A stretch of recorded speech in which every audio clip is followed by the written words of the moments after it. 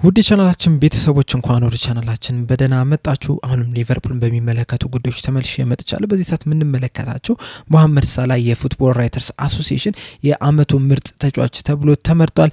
እንደዚሁም ጆ ጎሜዝም ወደ ልምምድ ተመልሷል። በተጨማሪም ቫንደር ሳር የአሌክሳንደር አርኖልድ ተተኪ ሊሆን ይችላል እየተባለ ይገኛል። እነዚህን ጉዳዮች በቆይታችን የምንመለከት ይሆናል። እስከ መጨረሻው ደቂቃ ድረስ አብራችሁኝ እንድትቆዩ በአክብሮት ተጋብዛለሁ። ሰብስክራይብ፣ ላይክ፣ ሼር ያደርጋችሁ የቻናሉ ቤተሰብ እንድትሆኑ በአክብሮት እጠይቃለሁ። አሁን በቀጥታ ወደ ያስኩላችሁ ጉዳዮች ይገባሉ። በመጀመሪያም የምንመለከተው የጆ ጎሜዝን ጉዳይ ይሆናል። ጆ ጎሜዝ እንደሚታወቀው ለመጨረሻ ጊዜ ለሊቨርፑል የተጫወተው ሊቨርፑል ከፕሌይማውዝ ጋር በኤፍኤ ካፕ ባደረገው ጨዋታ ነበር። ፌብሩዋሪ 9 ላይ ነበር። በዛ ጨዋታ እንግዲህ በሃምስትሪንግ ጉዳት ምክንያት ከሜዳ ርቆ ነበር። በዛም ሰርጀሪ አድርጎ ነበር እና አሁን ላይ እንግዲህ ወደ ልምምድ ተመልሷል። ዛሬም በነበረው የልምምድ ፕሮግራምም ከቡድን አጋሮቹ ጋር በመሆን መስራት ይችላል። ለሚቀጥሉትም 3 ጨዋታዎችም እንግዲህ ምናልባትም ሊጫወት የሚችልበት ቻንስ አለ። ከዚህ በፊትም እንግዲህ አሰልጣኝ አርነ ስሎት በጆ ጎሜዝ ዙሪያ የሰጡት አስተያየት ነበር። ምናልባትም የመጨረሻዎቹን 2 እና 3 ጨዋታዎች ለጨዋታ ሊደርስ ይችላል ብለው ነበርና በቃላቸው መሰረት እንግዲህ ምናልባትም ከአርሰናል ጋር በሚደረገው ጨዋታ ኢንቮልቭ ሊያደርግ የሚችልበት ቻንስ አለ። ምናልባት ተቀይሮ ሊገባ የሚችልበት ሁኔታ አለ። ዘንድሮ እንግዲህ በጣም በጉዳት ምክንያት የተለያዩ ጨዋታዎች አምልጦታል። ዘንድሮ 17 ጨዋታዎችን ብቻ ነው ማድረግ የቻለው በሲዝኑ።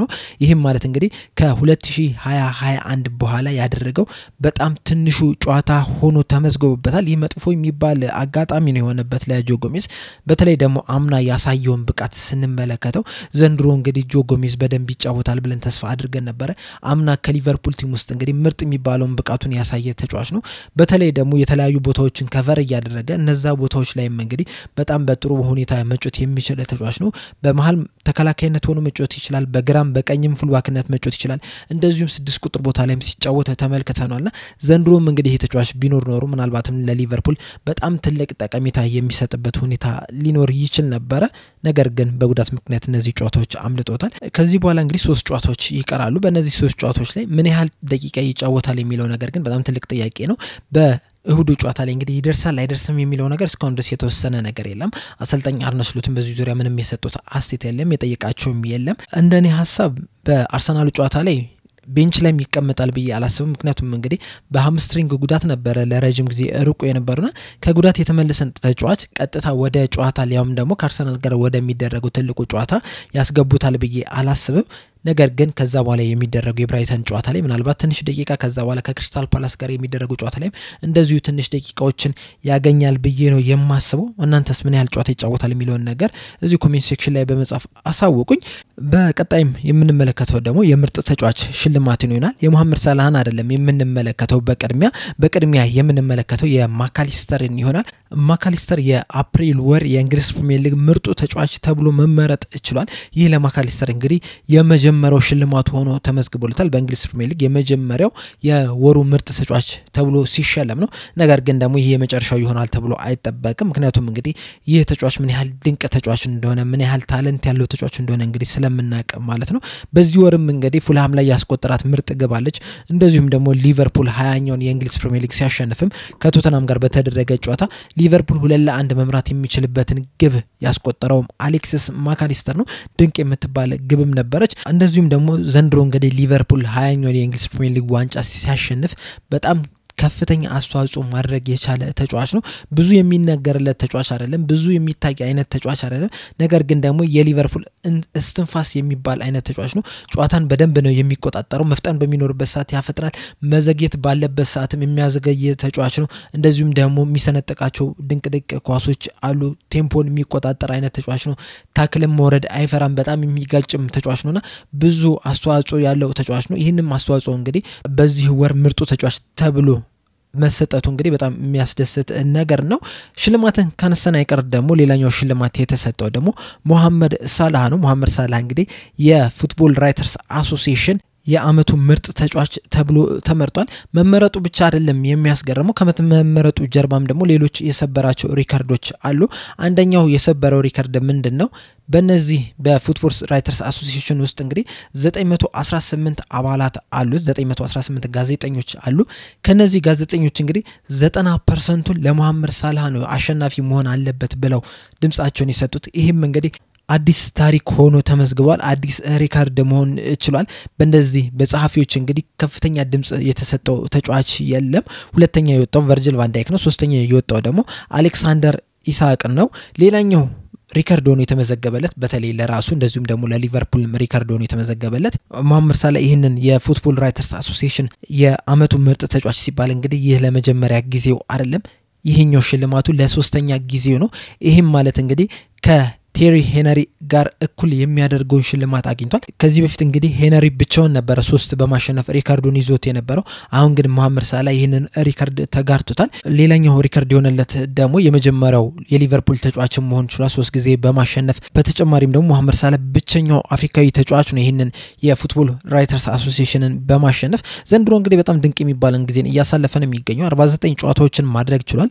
ከነዚህ 49 ጨዋታዎች እንግዲህ 33 ግብና 23 አሲስት ማስመዝገብ የቻለ ተጫዋች ነው ከዚህ በኋላም እንግዲህ የተለያዩ ሪካርዶችን መስበር የሚችልበት ቻንስ አለ በተለይ ደግሞ በአሲስት ደረጃ 2 አሲስት የሚያደርግ ከሆነ ከነ ኬቪን ደብራይንና ከነ ሄነሪ ጋር እኩል መሆን ይችላል ብዙ አሲስት በማድረግ 3 የሚያደርግ ከሆነ ግን ከነዚህ በመብለጥ አዲስ ሪካርድን መመዝገብ ይችላል በተጨማሪም ደግሞ ሄነሪ የያዘውን በአንድ ሲዝን ከ20 በላይ ጎልና ከ20 በላይ አሲስትን ሪካርዱን እንግዲህ መጋራት የሚችልበት ቻንስ አለው በዚህ ብቻ አይደለም እንግዲህ ዘንድሮ ሽልማቱ የሚያበቃው በዚህ አመት እንግዲህ ብዙ ሽልማቶችን ጠራርጎ የመውሰድ ቻንስ አለው ብዙ ጎል በማስቆጠር ቻንስ አለው እየመራ ነው የሚገኘው አሲስት በማድረግም እየመራ ነው የሚገኘው ፕሪሚየር ሊጉን ኦሬዲ ማሸነፍ ይችላል እንደዚሁም ደግሞ የፕሪሚየር ሊጉ የአመቱ ምርጥ ተጫዋችም የመሆን ቻንሱ የሰፋ ነው እንደዚሁም ደግሞ የደጋፊዎችም የአመቱ ምርጥ ተጫዋችም የማሸነፍ እድል አለው ተብሏል ከፍተኛ እድል ነው ያለውና ብዙ ሽልማቶችን ጠራርጎ የመውሰድ ቻንስ አለው ተብሎ ነው የሚጠበቀው ቀደም እንዳልኳችሁ እንግዲህ ይህንን የፉትቦል ራይተርስ አሶሲዬሽንን ሲያሸንፍ ለሶስተኛ ጊዜ ነው ከዚህ በፊት እንግዲህ 2018 ላይ ይህንን ማሸነፍ ችሏል እንደዚሁም 2023 እና ዘንድሮ አመት ሶስተኛውን ማሳካት የቻለ ተጫዋች ነው ድንቅ የሚባል ተጫዋች ነው በሊቨርፑልም እንግዲህ ለቀጣይ 2 አመታትም የምንመለከተው ይሆናል በእነዚህ 2 አመታትስ ምን አይነት ሪካርዶችን ይሰብራል የሚለው ነገር እንግዲህ አብረን የምንመለከት ይሆናል በመጨረሻም የምንመለከተው ደግሞ የቫንደርሳንን ጉዳይ ይሆናል እንደሚታወቀው እንግዲህ አሌክሳንደር አርኖልድ ከሊቨርፑል እንደሚለቅ ባለፈው ሰኞ ማስታወቁ አይዘነጋም ከዛ በኋላ እንግዲህ ሊቨርፑሎች ከተለያየ ተጫዋቾች ጋር ስማቸው እየተያዘ ይገኛል በቅርቡም እንግዲህ ከፍሪምፖንግ ጋር ስማቸው ሲያያዝ ነበር በተለይ ደግሞ የውል ማፍረሻው በጣም ትንሽ መሆኑ እንደዚሁም ደግሞ እሱም ወደ ሊቨርፑል ለመግባት ፍላጎት እንዳለው ከተነገረ በኋላ ስማቸው በጣም ሲያያዝ ነበር አሁን ላይ ደግሞ ከሊቨርፑል ጋር ስሙ እየተያዘ የሚገኘው እንግዲህ ብራዚላዊ ተጫዋች የሆነው ቫንደርሳን ነው ከዚህ በፊት ከዚህ ተጫዋች ጋር እንግዲህ ስማቸው ሲያያዝ ነበር ወደ ከጃንዋሪ በፊት ማለት ነው በዚህ ቻናል ላይ እንግዲህ ምናልባትም ሊቨርፑሎች ይህንን ተጫዋች ሊመለከቱት ይችላሉ ብዬ ነግሬያችሁ ነበር አሁን ላይም እንግዲህ የብራዚል ጋዜጣ የሆነው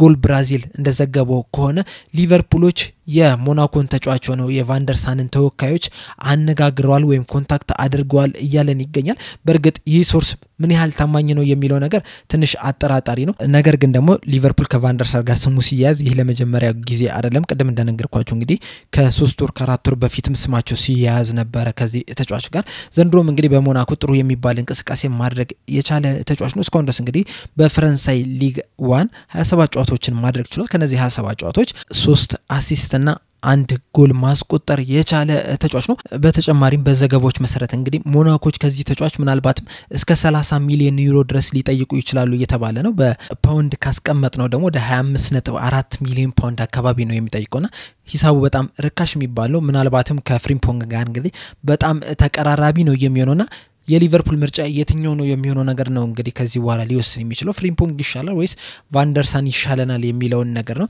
ነገር ግን ቫንደርሳን ከዚህ በፊት እንደተመለከተው እንግዲህ በሁሉም ነገሩ የተሻለ ተጫዋች ነው ማጥቃት ላይም ጥሩ ነው መከላከል ላይም በጣም ጥሩ የሆነ ተጫዋች ነው እድሜውም ገና የሚባል ተጫዋች ነው ጁን ሲደርስ እንግዲህ ወደ 24 የሚቀየር ነው እንደሚታወቀው ብራድሊ እንግዲህ ገና 21 አመቱ ነው ቀጣይ አመታት እንግዲህ የሊቨርፑል ተስፋ ይሆናል ተብሎ ነው የሚጠበቀው ነገር ግን ደግሞ ለሚመጡት አመታት ብቻውን ያንን ቦታ ይሸፍናል ተብሎ ደግሞ አይጠበቅም ምናልባት ጆ ጎሜዝ እንግዲህ ጉዳት ባያስቸግረው ኖሮ ጆ ጎሜዝ እና ብራድሊ ሆኖ ያንን ቦታ ከቨር ማድረግ የሚችሉበት ሁኔታ ነበራቸው ነገር ግን ደግሞ ጆ ጎሜዝ በተደጋጋሚ ይጎዳል ብራድሊም እንደዚሁ ተደጋጋሚ ጉዳት የሚያጋጥመው ተጫዋች ነውና እዛ ቦታ ላይ እንግዲህ ሌሎች ተጫዋቾች መመልከታቸው አይቀር ይህ ተጫዋች እንግዲህ ለሞናኮ 2022 ላይ ከጄሬሚዮ ከፈረመ በኋላ እንግዲህ 120 ጨዋታዎችን ማድረግ ችሏል ስለዚህ በሊቨርፑሎችም ዘንድ እንግዲህ ይህ ቁጥር በጣም ተቀባይነት ያለው ነው በተጨማሪም እንግዲህ በዚህ ተጫዋችና በአርኖልድ ዙሪያ ያሉትን ነገር ስንመለከተው አርኖልድ ወደፊት መሄድ ላይ በጣም የተሻለ ተጫዋች ነው ነገር ግን ደግሞ በመከላከል ደረጃ ደግሞ